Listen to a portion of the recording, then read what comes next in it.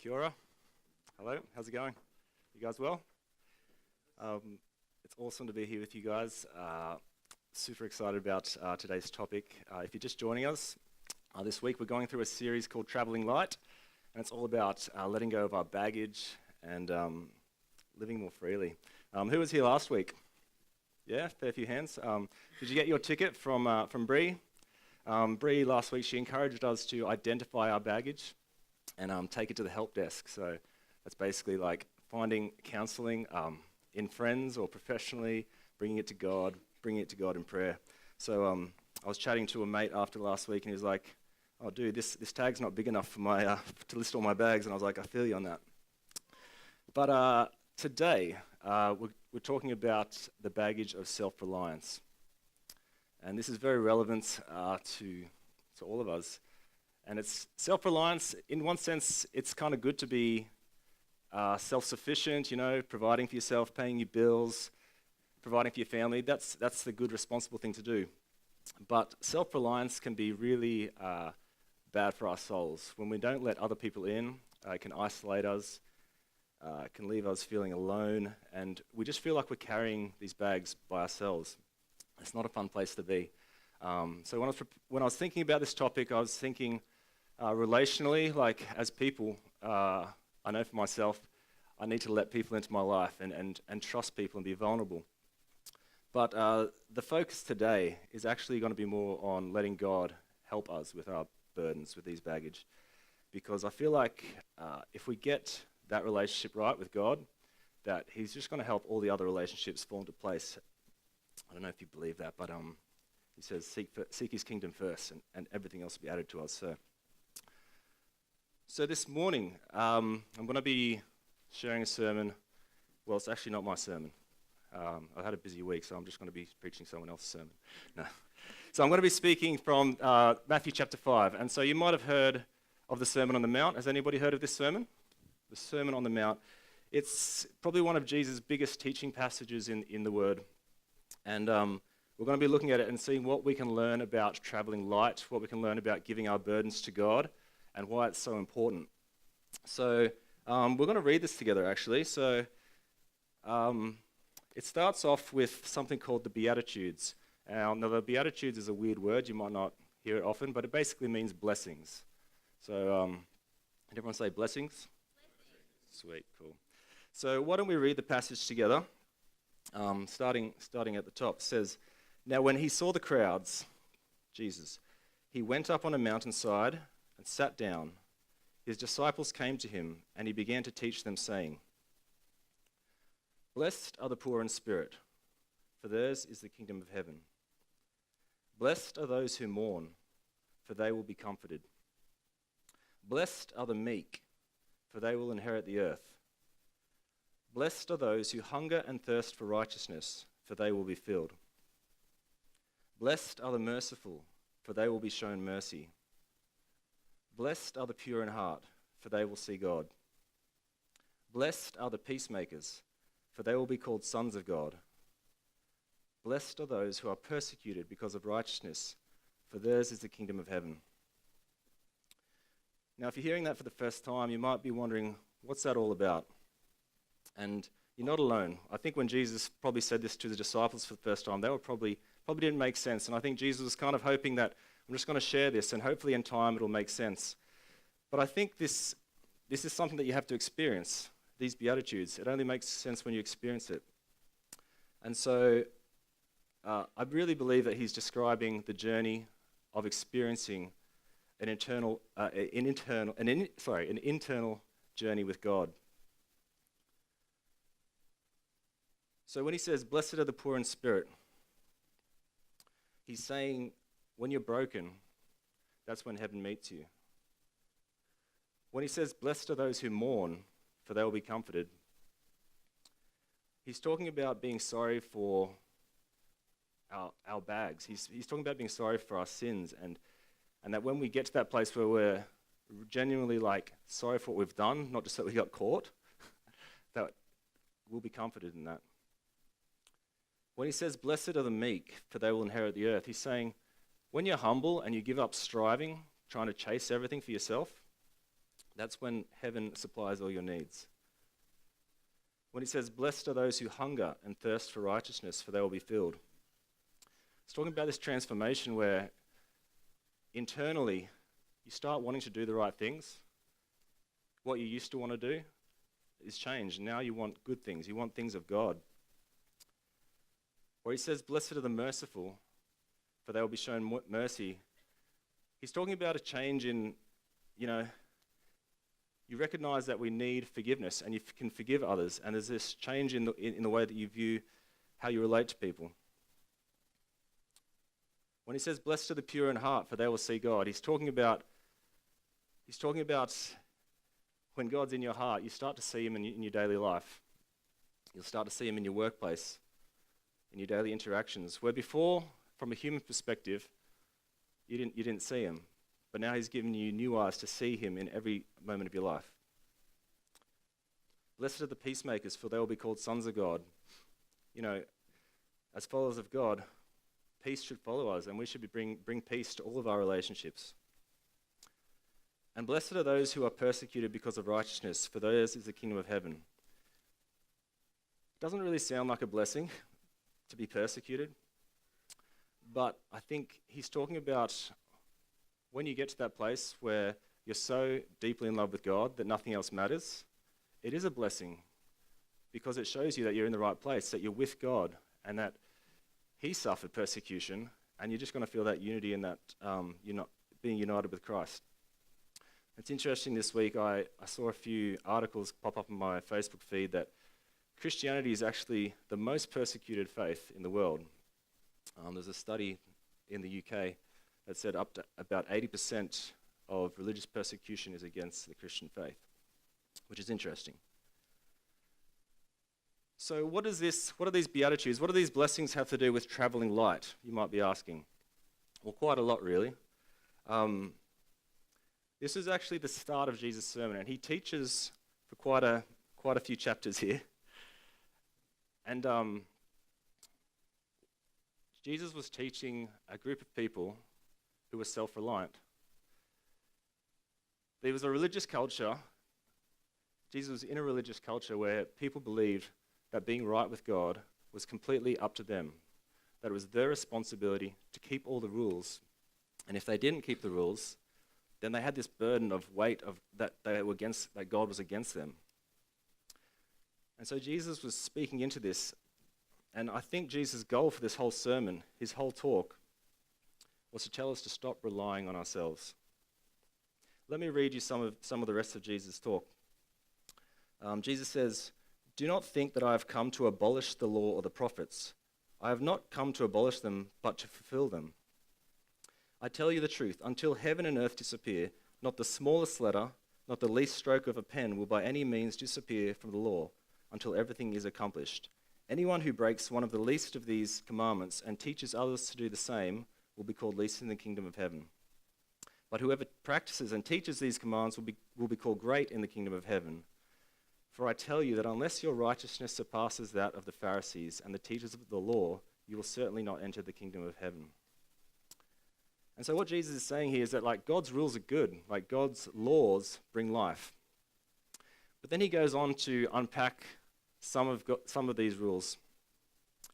He says things like, you got to love your enemies. And he talks about the commandment about murder. You've heard it said, do not murder. But I tell you, don't even be angry. Don't even be angry at someone. Don't call someone an idiot. Or even in your mind. The word that he used is called raka, which is an Aramaic term of contempt. So I don't know how that translates today. You might be calling someone a jerk or a muppet, but it's just about being angry at someone. And so Jesus says you shouldn't even be angry with people. You shouldn't even be cussing people out in your mind. Let me read you this. He said, "You have heard that it was said, 'Do not commit adultery.' But I tell you that anyone who looks at a woman lustfully has already committed adultery with her in his heart. If your right eye causes you to sin, gouge it out and throw it away. It is better for you to lose one part of your body than for your whole body to be thrown into hell. And if your right hand causes you to sin, cut it off and throw it away. It is better for you to lose one part of your body than for your whole body to go into hell. Whoa, that's quite shocking, right? Are you shocked? A little bit? You're like, oh man, Graham, I just came to church to feel good. Didn't really want to have a heavy message and make me feel bad. But that's not the point of Jesus' talk. Jesus never wanted to make people feel heavier. He always wanted to take their bags away. And so he's talking here to people who think it all depends on them. They're self-reliant. And the problem with self-reliance is you end up being one of two people. Either you become deluded and proud, and you think, man, I can do this, and I've got this.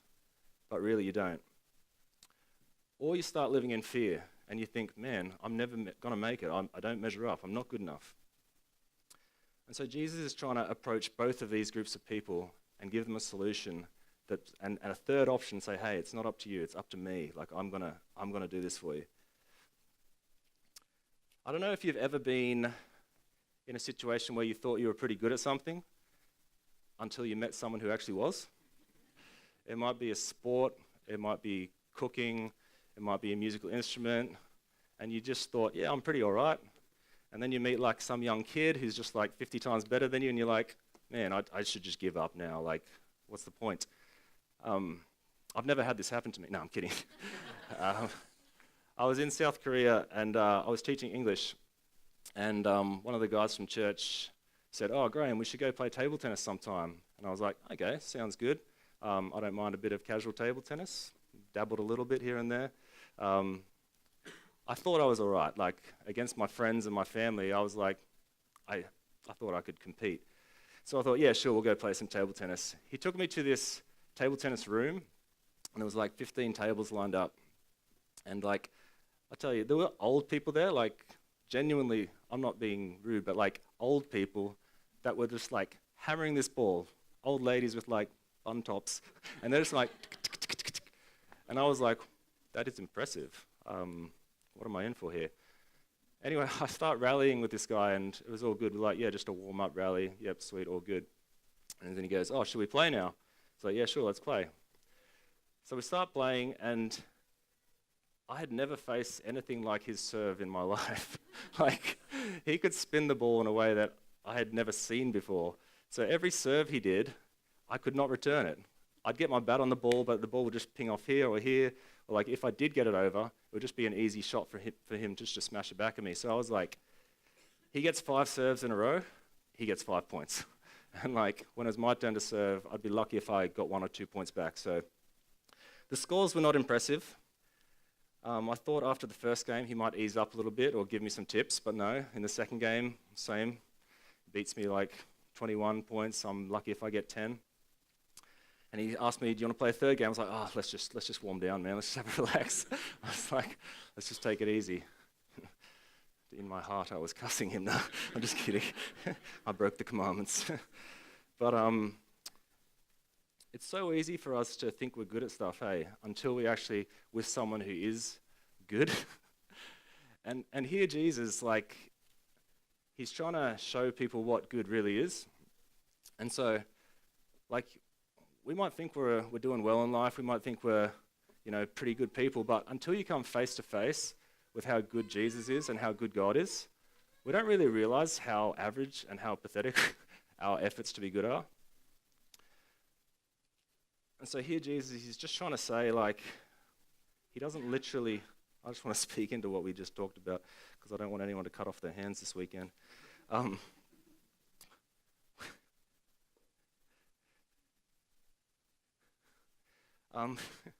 He doesn't want you to literally cut off your hands and literally gouge out your eyes, right? He's just trying to speak into our pride and say, hey guys, I don't want to embarrass you. I'm not trying to shame you, but what you think is good isn't really good compared to God. And he's trying to release us from the burden of being good. That burden of I'm not a good dad, I'm not a good parent, or I'm not very good workmate, I'm not good at life, or whatever. I don't know what burdens you're carrying, but he's trying to free you from that. And the reason why he started with the blessings, the Beatitudes, is so that you wouldn't lose hope. Remember how he started his sermon? He said, "Blessed are the poor in spirit, for theirs is the kingdom of heaven." And basically what he's saying is, like, when you get to the end of yourself, when you realize that you're not good enough and you call out to God for help, heaven meets you straight away. Like, there's no delay in the time between you saying, "God, I can't do this, I need you," and heaven coming to meet you with all of God's resources. And so the key the key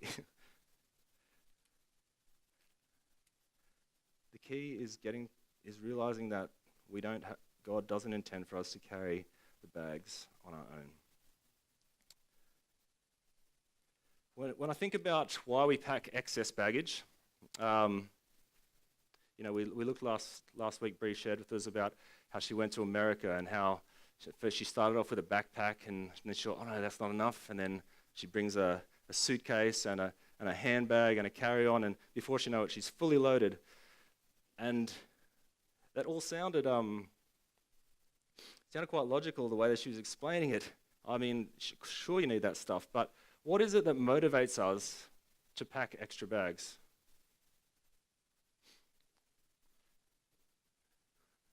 You're afraid, right? You're afraid you're not going to have enough.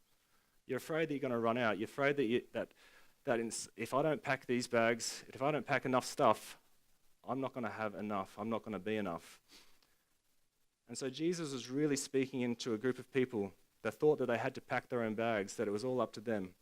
And it was based on fear. They're like, "Man, if I don't get my act together, I don't measure up, I'm not going to be right with God." But that's totally not what God wants for us. He doesn't want us to live in fear. There's a verse in 1 John, and it says, I can't remember it, you're going to have to bring it up. It says, "There is no fear in love, but perfect love drives out fear, because fear has to do with punishment. The one who fears is not made perfect in love." Is that good news?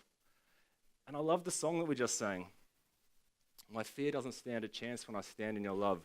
And that's exactly where God wants us to stand. He doesn't want us to feel like we have to do it all on our own. In fact, the message of the gospel is that we can't do it on our own, and that God does it for us. He's the one that makes us right with God, and we have to trust in him for that. And it's free for us, but it's costly for God. Like, it cost God his son's life. So don't think it's cheap, but it's free for you if you accept it. So you might be saying, "That's great news, Graham. That's awesome. What about my daily life? What about the burdens that I struggle with each day? I've got financial burdens. I've got family troubles, troubles at school, troubles trying to fit in with friends. What about these day-to-day burdens? Does God care about them?" Well, I think the answer is a resounding yes. I think God cares for our soul. He cares for your soul completely in its entirety. And there's nothing too big or too small for him. In fact, I think that sometimes God uses the small things most powerfully to show us that he cares for us, because we think it's just a small thing. Why would God care about this? But we can bring our small burdens, our medium burdens, and our large burdens to God. The Apostle Peter had something to say about this. If you're familiar with Peter, you'll know he had a bit of an up and down journey with Jesus. One minute he was saying really awesome, profound things, and Jesus was like congratulating. It's like, "Yes, Peter, you're onto it." The next minute he was saying really silly things, and Jesus was like, "Stop it, you're embarrassing yourself." But Peter would have felt quite a significant burden once he had denied Jesus 3 times. Because on the last night that Jesus, at the Last Supper, Peter said to Jesus, "Lord, I'd die for you. Like, I would die with you." And Jesus said to Peter, "I'm telling you the truth. Before you hear the rooster crowing 3 times tonight, you will deny me." And I don't know, that would be a pretty heavy burden, because Peter ended up denying Jesus publicly and saying, "Man, I don't even know who this guy is." And what a burden that would be on you, to know that the last words that your friend heard you say was, "I don't know who that is." Imagine the guilt that Peter would have felt. to be denying his friend. But imagine how he felt when Jesus was back to life and he restored him and basically said, I forgive you. Well, he didn't even say that. He didn't say the words, I forgive you, but he knew, he knew he was forgiven. He was restored. He was restored when they were on the beach, and Jesus said, if you love me, feed my sheep. He said, Peter, do you love me? And Peter said, yes, you know I love you. And Jesus said, feed my sheep. And he said that 3 times, and it was symbolic for Peter because he knew that he was being restored for the 3 times that he denied Jesus. So this is Peter. This is Peter who lived with Jesus for 3 years. And this is what he's had to say about the little things in life, about all of our burdens. He said, cast all your anxiety on him because he cares for you. Cast all your anxiety on him because he cares for you. Another word we can use for anxiety would be baggage. Cast all of your bags or all of your burdens on him because he cares for you. What does that really look like? Well, I was in Colorado with my brother and some friends. We were snowboarding, and I had a GoPro helmet. I had a GoPro attached to my helmet, and having a good time in nice deep powder. The snow in the States is a bit more fluffy and powdery than it is here in New Zealand and in Australia. Australia, it's more like ice boarding rather than snowboarding. But yeah, we were having a good time, and we were going through these trees, and I hit a lot of trees when I was there, but there's one tree I hit. It just knocked my GoPro helmet off, GoPro camera off into the snow, and it's like pretty deep powder. And once I had sort of recovered from smacking into this tree, I started looking for the camera, and I ended up having to take off my board and couldn't find it. Looking in the snow, all my friends came around and they're looking for it as well. I spent 5 or 10 minutes looking for this GoPro camera, and after about 10 minutes, I was like, guys, let's not worry about it. It's just a camera. It was secondhand. It was old. I can always get another one. And my brother goes, oh, why don't we pray about it? And I was like, okay, doesn't hurt. Doesn't hurt to pray, right? And so he prays, Lord, just help us, please help us find this GoPro, some simple prayer like that. And then he gets done, amen. And then he puts his hand just into the base of this tree, and he pulls the GoPro out straight away. And we were just like, oh, wow, thanks God, that's awesome. That was cool. And more recently, another example of the care of God was my flatmate Sim, who's not here today, unfortunately. My flatmate Jordan's here, which is cool. But my flatmate Sim, he's got a cat, and obviously it's very special to him, and all of us. I really do like the cat, don't read into that. But not long ago, the cat Baxter went missing. Now, it's not uncommon for cats to go wandering. Some say, a cat might go wandering for 2 weeks and come back, and that's quite normal. But Baxter went missing, and it was getting up over 2 weeks, and I was starting to think, man, I don't think he's coming back. And I was a bit of a pessimist. I didn't have high hopes for his cat coming back. And but Sim, my flatmate, he was just quietly confident. He's like, no, it's all good. I've prayed about it. It'll be right. He'll come back. And we'd put up, Jordan, my other flatmate, had talked to all the neighbors and posted stuff on Facebook saying, have you seen this cat? And 2 weeks went past, and I'm starting to think, well, man, might be time for a new cat, bro. I don't know. I don't have high hopes here. But just the other day, Sim was at work, and he just he got to that point where he was like, God, I really need help. I just really need you to show me what to do here. And he just prayed that, and then he jumped on Facebook, and he went to a page called, I think it was Lost Pets Auckland, or Lost Pets North Shore.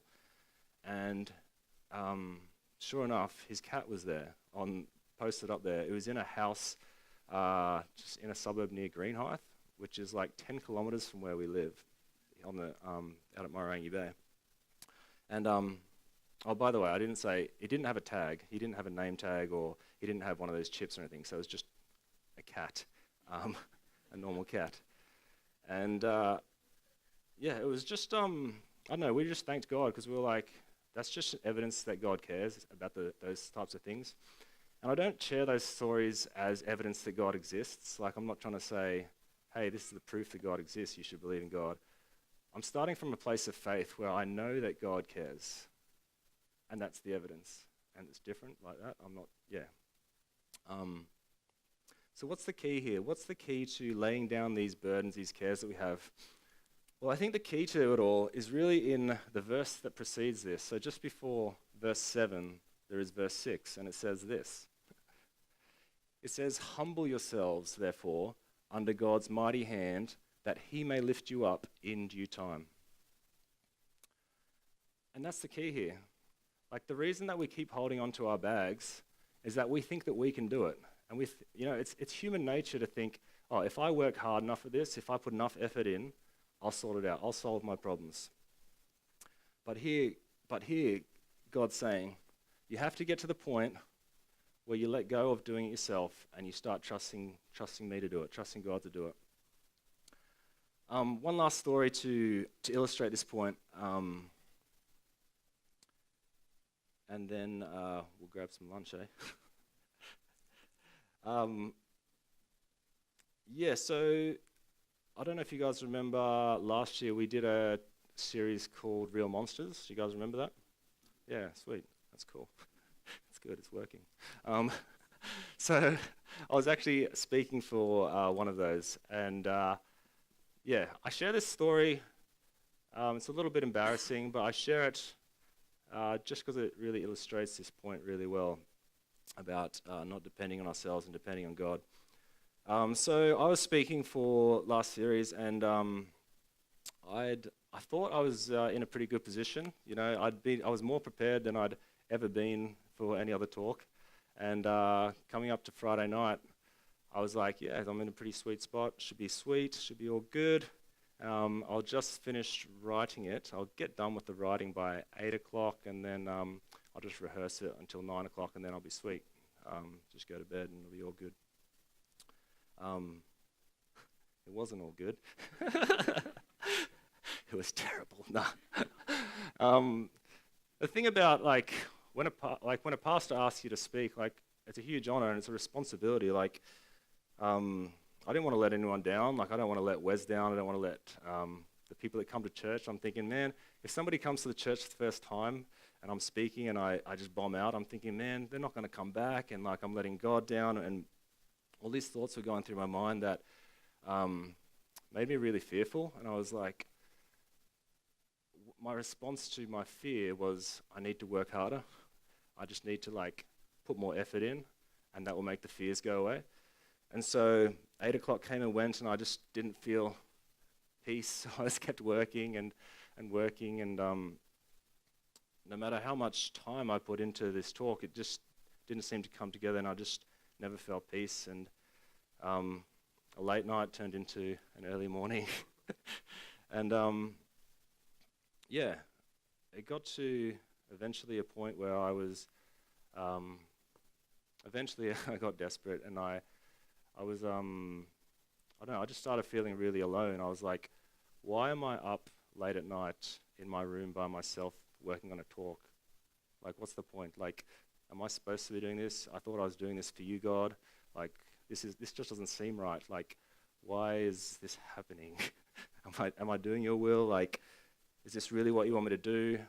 Why did I say yes to Wes?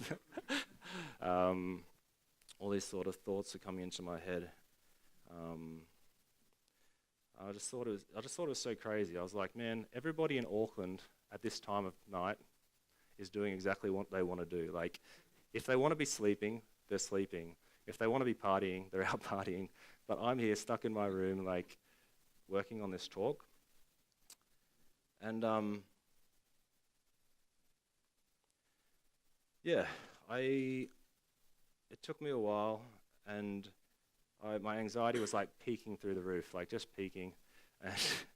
And eventually I just got to that place where I was like, I just remembered that, like, no matter how much of a mess we think we're in, like, it's not a mess that God can't handle. And, like, I just remembered that, yeah, we can cast all our anxiety on God and we can give it all to God. No matter how far gone we think we are, no matter how much we've tried to do it ourselves and it hasn't worked, like, when we get to that point, we're like, God, I really need your help. Heaven meets us there when we lay down our pride and we're humbled. And so I got to that point at about 4 a.m. Yeah, I know, I told you it was an embarrassing story. And I just remember saying to God, like, God, I know you're with me, but I don't really, like, I don't feel it, but I know that you're with me. I felt all alone. I said, God, can you just let me know that you're with me here tonight? Can you just let me know that you're in this, that you're with me? I just need some encouragement because I just feel so low right now.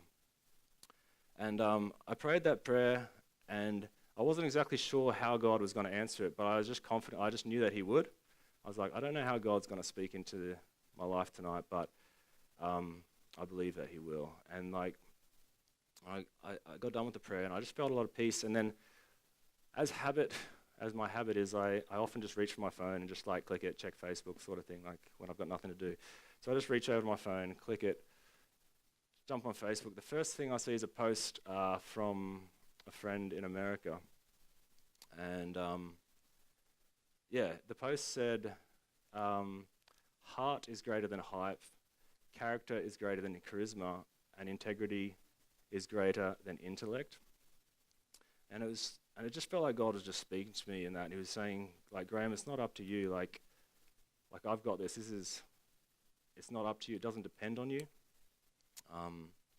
So I felt a lot of peace in that, and I just realized that, no matter how I perform, like, God's going to do with the talk what he wants to do. And it just put my heart at rest, and I just relaxed a bit for about 15 minutes.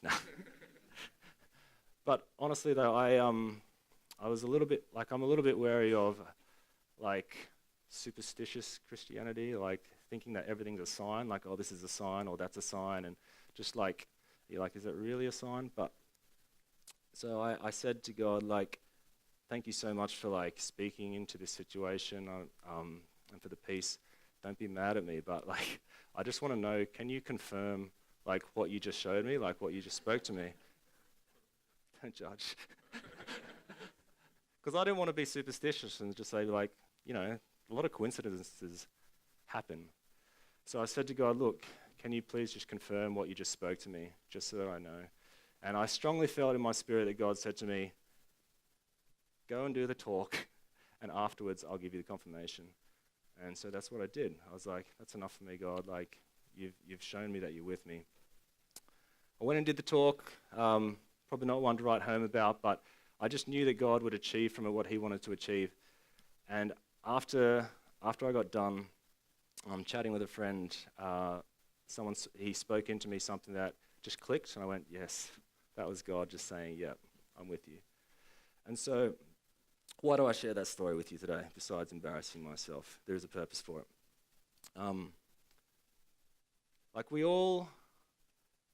it's natural and it's human nature to try and do things on our own. It's counterintuitive to let go and to reach out for help. But I really think that the key to receiving help from God is getting to that place where we're humble and getting to the end of our rope. Jesus said, blessed are the poor in spirit, for theirs is the kingdom of heaven. And there's no delay time. There's no delay time between getting to the end of your rope and God supplying your needs.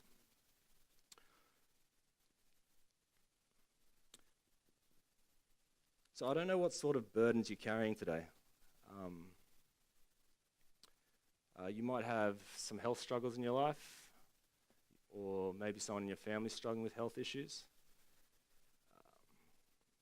You might be struggling with mental health issues, depression, anxiety. You could be struggling with relationship issues. Maybe your partner is your burden. Maybe you have a burden to find a partner. I'm not really sure what they are, but I am confident that God cares about them. And I am confident that when you get to that point where you're like, it's too heavy for me, and you let them go, that you'll experience God's blessing. You'll experience the blessing that God wants to give to you. I honestly believe that God's waiting on us. I honestly believe that God's just wait. He was waiting until I got to that point where I was like, God, I can't do it. To the place where I was humble. To the place where I realized that, hey, it's not about my work, it's not about my effort. It's all about God. So I want to encourage you guys today. Firstly, if you are considering what it means to be freed from your burden of guilt and your burden of sin, if you want to know more about that, I want to encourage you guys to actually study the Word with someone. I want you to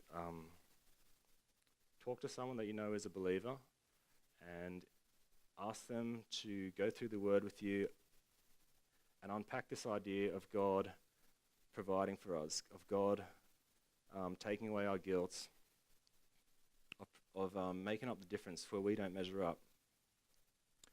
And the second thing I want to ask you guys to do is to actually do what this verse says and to cast all of your anxiety on Him because He cares for you. And that's something you got to do. That's a personal thing that you got to do between you and God. It's an internal thing you got to do. It might help you to write down your burdens and write it in a prayer to God. Or maybe you just want to speak it to God. But by all means, don't keep carrying the burdens by yourself. Our hope for this series is that each person that comes, that you'll leave some bags in this place. Not physical bags, obviously, but metaphorically. That you'll come here and that some of the bags you're carrying will be left here, and that when you leave these doors, that you'll feel lighter, that you'll feel freer, that you'll know that there's a God that cares for you, that there's hope, that there's no situation is too messy for God or too small for God. So why don't I pray for you as the band comes up, and then we'll close.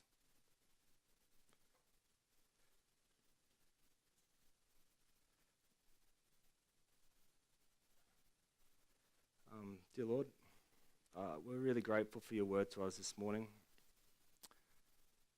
We're really grateful that you don't intend us to carry bags, that you want to take the bags from us, Lord. You didn't want to make our burdens heavier, you wanted to make them lighter.